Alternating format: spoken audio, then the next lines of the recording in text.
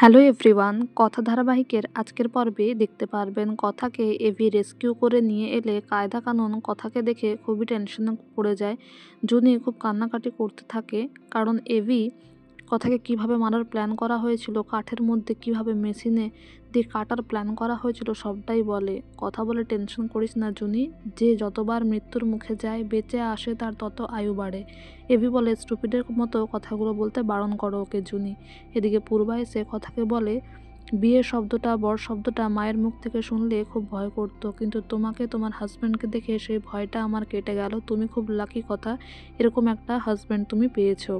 এদিকে এভি কথাকে বলে যে দেখেছিস, তোর টিমের মেম্বাররাই কিন্তু আমার কথা বললো, আমার প্রশংসা করলো, তুই আমার কোনো ভ্যালিউ করিস না।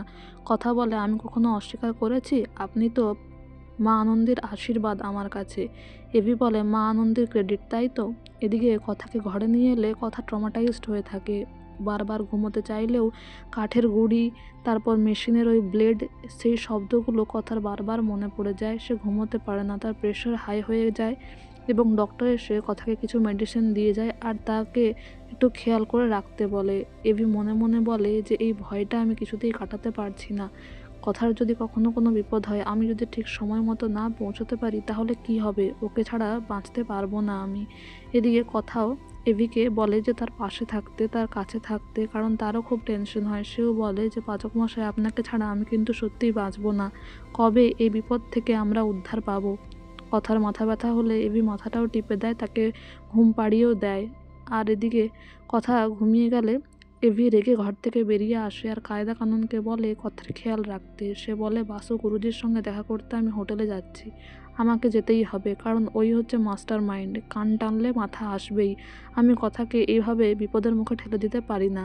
প্রত্যয় আটকালে এভি বলে তুই পুলিশ, তুই প্রসেস ফলো কর, কিন্তু আমার যা ইচ্ছে আমি সেটাই করব। এদিকে রেচা এবং তার কাকা এই জিনিসপত্র গুছিয়ে পালিয়ে যাওয়ার প্ল্যান করতে থাকে, কারণ তারা ধরা পড়ে যেতে পারে। এদিকে কথা ঘুম ভেঙে দেখে পাচক মশাই তার কাছে নেই, তাই সে চিৎকার করতে থাকে, সকলকে বলে যে পাচক মশাই কোথায় গিয়েছে, আমাকে বলো। এদিকে জুনি চাপে পড়েই বলে দেয় যে বাসুগুরুজির সঙ্গেই দেখা করতে গিয়েছে এভি। কথা ভয় পেয়ে যায়, বলে বাসুগুরুজি খুবই খারাপ লোক, ওনাকে ছাড়বেন না, এক্ষুনি আমাদেরকে ওখানে গিয়ে পৌঁছতে হবে, নয়তো কোনো বিপদ হতে পারে। তো বন্ধুরা, এই ছিল আজকের update. Thank you so much for watching the video.